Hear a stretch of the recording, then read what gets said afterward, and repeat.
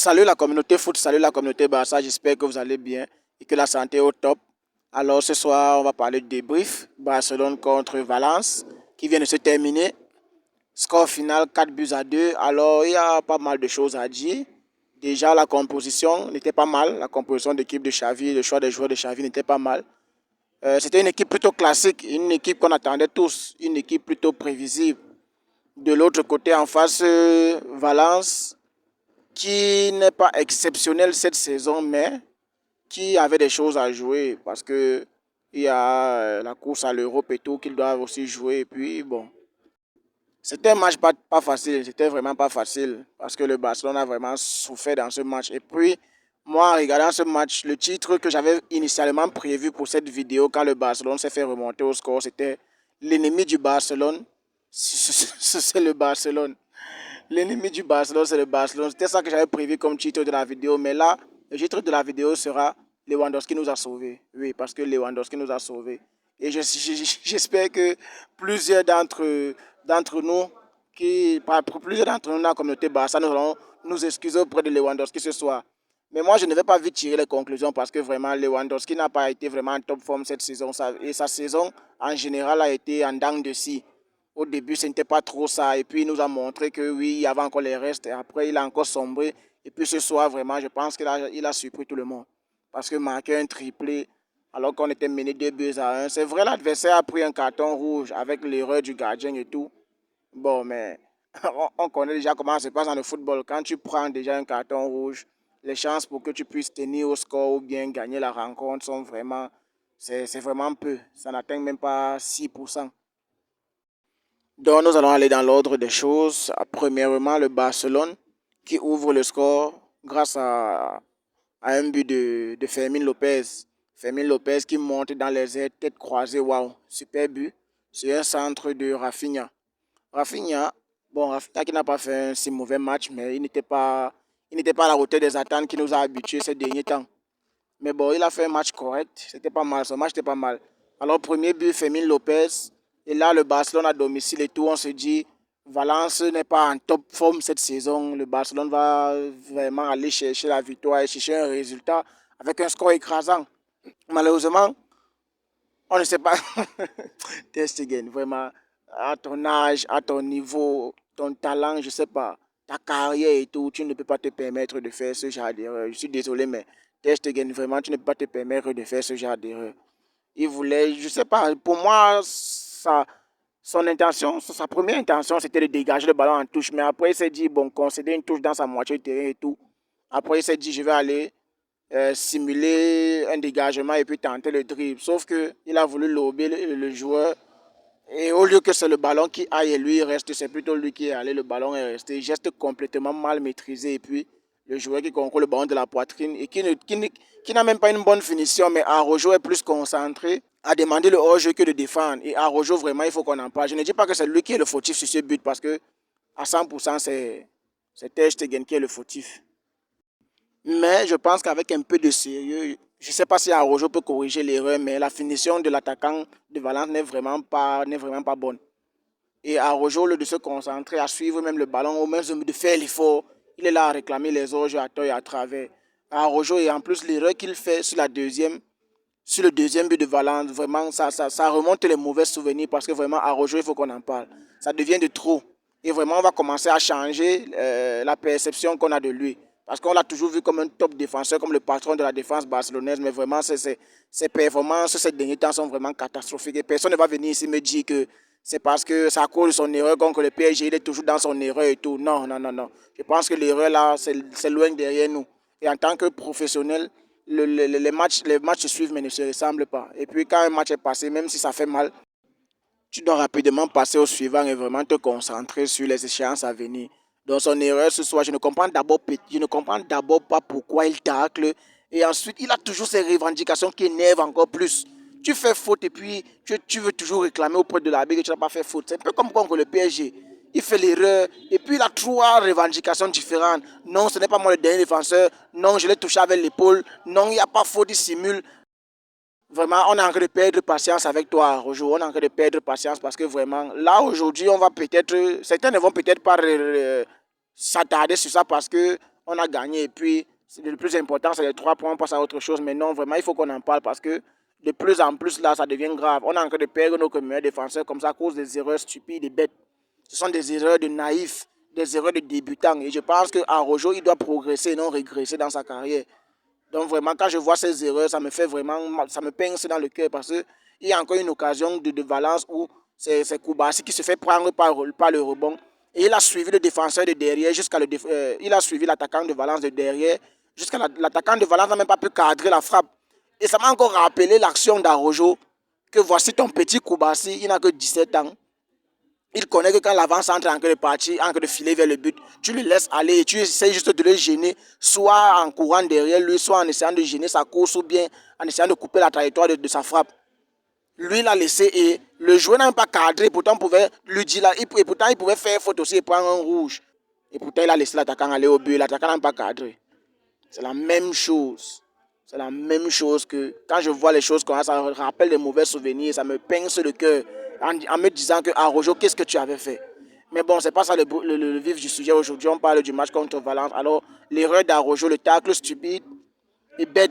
Le joueur n'était pas face au goal, il était excentré. Tu tacles pourquoi? Et en plus, tu ne touches pas le ballon, mais tu viens te plaindre que tu as touché le ballon. Penalty, c'est comme ça qu'on se retrouve rapidement derrière on se retrouve rapidement en train de courir derrière le score.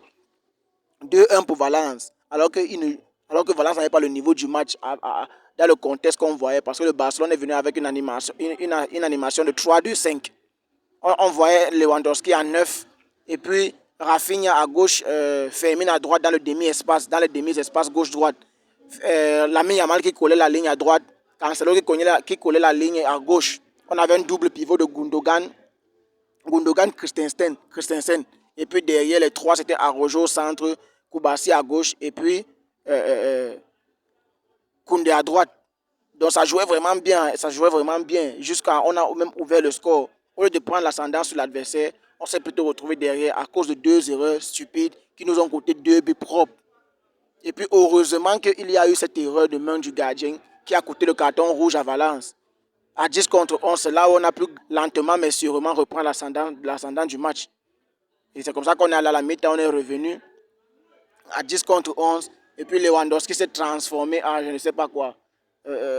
Lewandowski Prime. Luis Suarez Prime, oui, je ne sais pas trop qui. Mais Lewandowski, vraiment, il m'a beaucoup surpris ce soir. Et c'est vraiment à féliciter parce que déjà le but de l'égalisation, c'est vrai qu'il y a un petit fait d'arbitrage là. Est-ce que Fermin fait action de jeu puisqu'il est hors jeu? Est-ce qu'il fait action de jeu ou pas? Bon, l'arbitre a validé, mais ce but peut se refuser, il n'y aura pas de scandale. Pour moi, en tout cas, ça c'est mon humble avis, que ce but peut se refuser et ça ne fait pas scandale. Parce que là, ça se joue sur l'interprétation de l'arbitre. Parce que là, sûrement, l'arbitre a interprété que, bon, Fermin est hors jeu, certes, mais il ne gêne peut-être pas la vue du gardien. Et aussi que Lewandowski était excentré vers la droite et Fermin, lui, était dans l'axe. Donc, on peut considérer que il ne gêne pas la vue du gardien. Donc, le but a été validé, mais ça peut se refuser. Il n'y aura pas de scandale.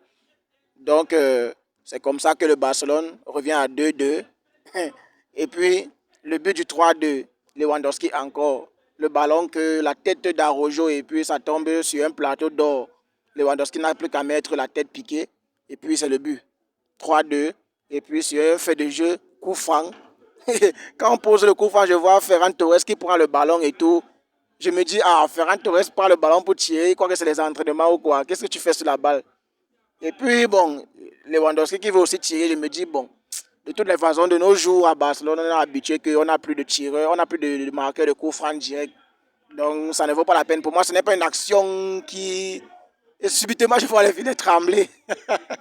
Vraiment, je ne m'y attendais pas. Pas du tout, pas du tout. Je ne me rappelle pas la dernière fois que j'ai vu le Barcelone marquer sur coup franc direct. Il ne me rappelle pas ça. Ça ne veut pas dire que ce n'est pas arrivé. Ça fait longtemps que ce n'est pas arrivé. C'est parce que c'est que je ne me rappelle pas.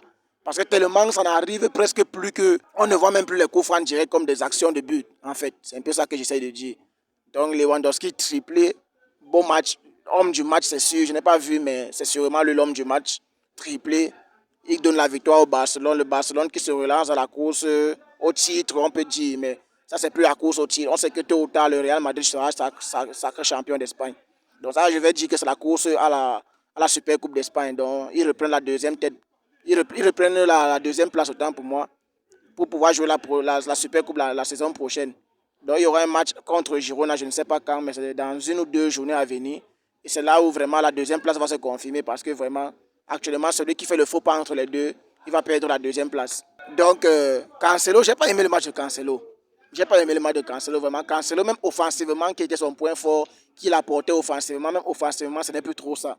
Défensivement, c'est catastrophique. L'entrée de Pedri, moi je pense que Pedri, ce n'est pas un joueur qui doit jouer bas. Parce que son entrée, il jouait très bas. Il jouait comme la pointe basse du milieu de terrain, comme le numéro 6. Moi, j'aime pas voir Pedri dans ce rôle parce que vraiment, il perd souvent les ballons. Il a fait une perte de balle là aujourd'hui. Une équipe sérieuse, ça peut coûter très très cher. Très très cher. Je ne pense pas quand même contre une équipe trop forte, top 5 européenne, on peut jouer Pedri en 6 parce que vraiment, ça ne peut pas donner. Pedri perd les ballons. Donc, dans l'ensemble, Lamine Yamal, bon, match correct. C'est vrai qu'aujourd'hui, il n'a pas fait les coups de rein comme on a l'habitude de voir, mais il a beaucoup apporté. Il a beaucoup apporté. L'entrée de João Félix, c'était là. C'était là. João Félix joue trop avec des involtures. Je n'aime pas. Je n'aime pas. Il joue avec des involtures. Et pourtant, quand il venait d'arriver avec João Cancelo, on se disait les João, pourquoi pas les conserver et tout. Mais là, vraiment, avec les rumeurs de transfert qui s'approchent là, nous entrons le mois de mai bientôt. Les rumeurs de transfert vont commencer à courir de partout. D'ailleurs, ça a déjà commencé même. Je vois beaucoup d'actualités de transfert. Mais bon, je ne prête pas encore trop attention à ça parce que la saison n'est pas encore terminée. Donc, il joue avec des involtures, il ralentit le jeu et tout. J'ai pas trop aimé, j'ai pas trop aimé. Bon, à part ça, quoi d'autre? J'ai pas trop aussi compris les changements. Oui, les changements, j'ai pas compris. J'ai pas compris parce que au retour des vestiaires, j'ai pas compris pourquoi Kourbassi est sorti. Et puis si Kourbassi sort, pourquoi ne pas faire descendre Christensen en défenseur central et faire entrer Sergio Roberto au milieu de terrain? Pourquoi faire sortir les deux? J'ai pas trop compris les changements. Avec l'entrée d'Inigo. Inigo, j'aime bien sa relance, j'aime bien comment il relance et tout. Mais vraiment, sur son jeu défensif, il fait peur. Il fait beaucoup peur. Et puis Sergio Roberto qui a fini par jouer latéral gauche. Latéral gauche. Bon, le Barça a bien géré la fin du match. Ils étaient à 10 contre 11. Donc, ils avaient déjà l'avantage numérique. Donc, je me disais que ce n'était qu'une question de temps pour qu'ils renversent la situation. Mais avec le Barça, on ne sait jamais.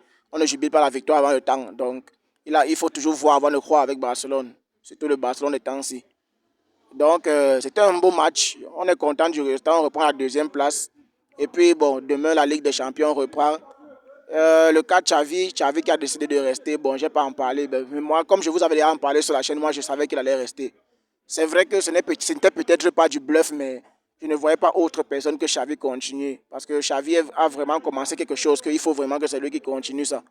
Ce n'est pas maintenant qu'il doit laisser ce club, parce que ce club a encore besoin de lui, surtout cet effectif a encore besoin de lui. Et il a demandé certaines choses pour le transfert, certaines assurances pour le mercato et tout. Bon, on va voir comment le mercato va se dérouler. Moi, je n'ai pas fait de vidéo sur ça parce que j'ai vu des rumeurs, Lamine Yamal au PSG et tout. Pour moi, ça, c'est le feu de paille. Pour moi, c'est les journaux qui veulent le vendre et tout. C'est pour ça que je ne fais pas les vidéos sur ça. Donc, bon match, belle rencontre. Xavi qui ne s'est pas énervé aujourd'hui, Dieu merci. C'est aussi parce que peut-être le club, c'est peut-être parce on n'était pas derrière le score. C'est vrai qu'on a pris, on s'est fait rattraper sur des erreurs. Il a pété les câbles à un moment, mais il n'est pas parti overboard, comme on dit souvent. Donc, il a un peu maîtrisé ses émotions aujourd'hui. Je suis un peu content pour ça. J'espère vraiment qu'il va s'améliorer sur ce point. Donc, les gars, si vous êtes restés jusqu'ici, merci d'avoir suivi la vidéo. On se capte demain pour les débriefs Ligue des Champions. Avant les débriefs de demain, je vais faire sortir une vidéo pronostic demain dans l'après-midi, avant que le soir, il y aura les débriefs. Donc, si vous êtes restés ici, merci d'avoir suivi. Likez, partagez, commentez. Je lirai tous vos commentaires. Merci pour la force, les gars. Peace.